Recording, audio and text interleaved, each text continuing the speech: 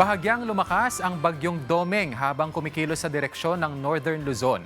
Kumuha tayo ng update ng bagyo mula kay Pag-asa Weather Specialist Dan Villamin.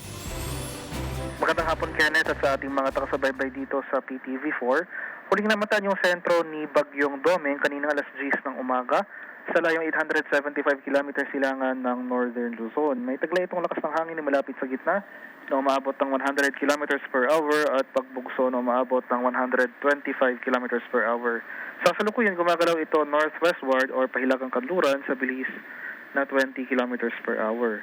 Sa ngayon, walang tropical cyclone wind signal na nakataas sa ating bansa, pero dahil sa pinagsamang epekto ng habagat as well as yung trough or extension ni Domeng, makakaranas tayo ng mataas na tsansa ng mga kaulapan at mga kalat-kalat na pag-ulan na may pakulog at pagkidlat sa malaking bahagi ng Luzon at kanlurang bahagi ng Visayas at kanlurang bahagi ng Mindanao.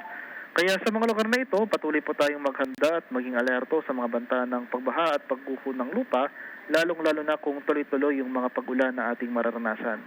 Sa kalagayan naman nating karagatan sa kasalukuyan, walang gale warning na nakataas, ngunit iba yung pag-iingat pa rin sa ating mga kababayan na maglalayag, especially dito sa eastern seaboards ng Luzon at Visayas, dahil makakaranas tayo dyan ng katamtaman hanggang sa maalong karagatan.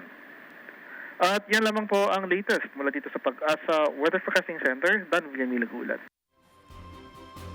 Maraming salamat Pag-asa Weather Specialist Dan Villamin.